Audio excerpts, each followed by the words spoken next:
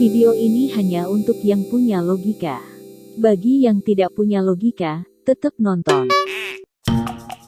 Selamat datang di segmen Cek Fakta Part 3. Di video ini kita akan mengulas seputar hoax atau fakta yang bertebaran di media sosial seputar ikan cana. Mulai dari ulat Hongkong yang katanya panas, ulat-ulatan atau jangkrik yang diberi makan wortel, pemakaian karofil, hingga fakta lainnya seputar cana maru. Dan langsung saja, berikut 7 hoax dan fakta seputar cana maru. Yang pertama, ulat Hongkong bikin panas. Sampai saat ini kami tidak mengerti apa yang dimaksud panas di sini. Apakah panas dalam, seperti yang dialami manusia atau suhu tubuh yang naik?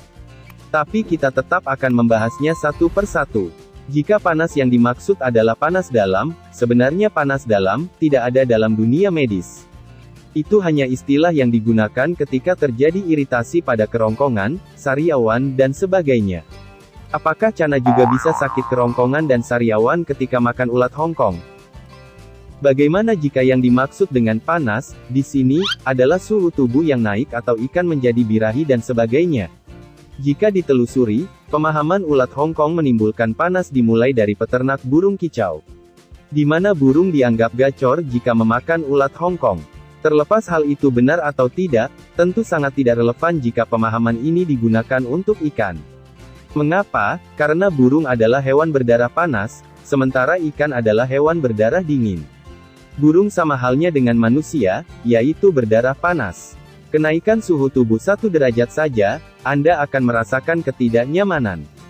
Itu dikarenakan suhu tubuh hewan berdarah panas termasuk manusia cenderung konstan. Tapi berbeda dengan ikan yang merupakan hewan berdarah dingin, di mana suhu tubuhnya memang akan terus berubah mengikuti lingkungannya. Jadi pemahaman jika ulat Hongkong panas buat ikan tentu sangat absurd. Yang kedua, pilihan karofil. Hingga saat ini masih banyak kiper yang salah memahami warna pada kemasan karofil. Karofil red untuk red maru. Karofil yellow untuk yellow maru. Karofil black untuk menghitamkan bar maru dan seterusnya. Tentu saja ini sangat salah. Produk apapun yang Anda beli, cek kandungannya. Jangan berpatokan pada warna kemasan. Cari tahu manfaat kandungan tersebut. Bila perlu, googling situs ke produsennya. Jadi, memilih karofil dengan mencocokkan nama merek dan warna kemasan dengan warna ikan tentu sangat menyesatkan. Yang ketiga, pelet ikan kurang gizinya. Maru makan pelet hingga saat ini, masih menjadi banyak perdebatan antar kiper cana. Banyak para kiper yang percaya jika pakan basah dan alami jauh lebih baik karena kandungan nutrisinya yang lebih baik dan lengkap. Namun uniknya seorang dokter hewan yaitu Dr. Muhammad Fathullah Mursalim menyatakan, sebaiknya pemberian makanan basah diutamakan pada perkembangan awal ikan saja. Setelah itu, pemberiannya secara bertahap diganti dengan makanan kering dengan kandungan gizi yang lengkap. Sejatinya pelet pabrikan memang dibuat dan disesuaikan dengan kebutuhan ikan. Pelet ikan pabrikan dibuat secara spesifik disesuaikan dengan jenis ikannya. Pembuatan pelet pabrikan dilakukan dengan serangkaian penelitian ilmiah oleh orang-orang yang ahli di bidangnya. Sehingga pernyataan pelet tidak cukup gizinya buat ikan tentu belum tepat. Namun perlu dipahami, ini hanya sebatas pernyataan pribadi. Kami tidak membujuk Anda untuk wajib menggunakan pelet sebagai pakan cana Anda. Yang keempat, pemanfaatan wortel untuk pakan ulat. Seperti yang kita ketahui jika wortel memiliki karotenoid jenis beta-karoten yang cukup tinggi. Beta-karoten sendiri merupakan senyawa berpigmen kuning-oranye, sehingga banyak dimanfaatkan untuk mewarnai ikan hias. Dikarenakan maru ikan karnivor yang tidak memakan buah atau sayuran, maka para kiper mengakalinya dengan memberi pakan ulat-ulatan dan serangga seperti ulat Hongkong, ulat Jerman dan jangkrik berupa wortel. Kemudian ulat dan jangkrik ini dijadikan pakan cana maru. Pertanyaannya, efektifkah cara seperti ini?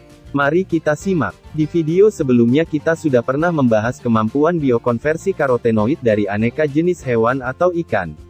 Dalam kemampuan biokonversi karotenoid, hewan dapat digolongkan dalam 3 jenis. Yang pertama adalah ikan jenis salmonid dan karnivora seperti cana maru. Golongan ini memiliki kemampuan biokonversi sangat terbatas. Ikan ini sama sekali tidak bisa mengkonversi beta-karoten, lutein ataupun zeaxanthin menjadi astaxanthin. Ikan jenis ini hanya dapat mentransfer astaxanthin yang dimakan, masuk ke tubuhnya dan dijadikan pigmen.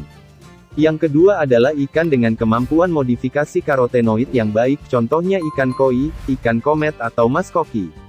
Ikan-ikan ini dapat melakukan biokonversi astaxanthin dari lutein atau zeaxanthin, tetapi tidak dapat melakukan biokonversi dari beta-karoten.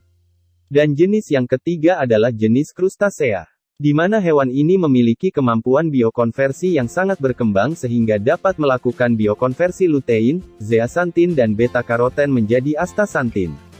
Lantas bagaimana dengan ulat-ulatan atau jangkrik?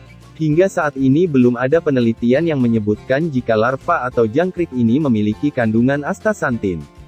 Sehingga bisa dipastikan, selain memanfaatkan udang untuk memakan wortel, memanfaatkan ulat Hongkong, ulat Jerman atau jangkrik untuk memakan wortel dengan maksud untuk menaikkan warna maru adalah sia-sia.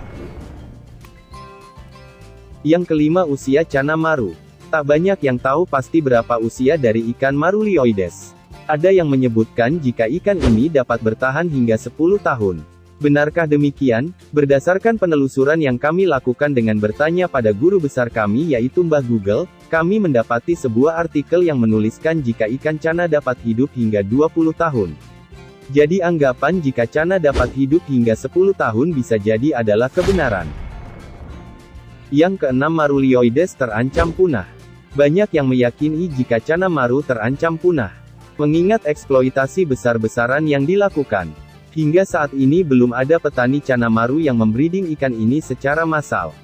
Bisa dibilang jika cana maru yang beredar di pasar saat ini adalah ikan tangkapan alam. Tapi benarkah cana maru termasuk ikan langka yang terancam punah? Menurut IUNC atau International Union for Conservation of Nature yang merupakan sebuah lembaga konversi alam, cana maru dikategorikan sebagai ikan yang masih banyak di alam, dan tidak terancam.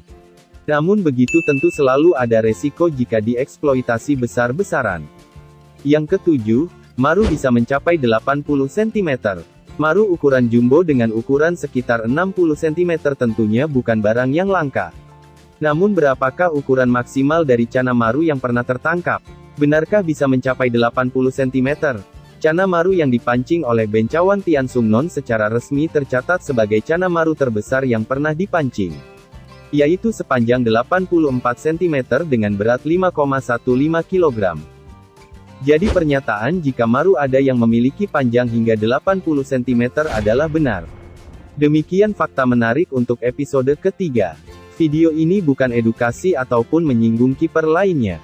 Kami hanya menyampaikan pendapat berdasarkan apa yang kami pahami dari berbagai sumber.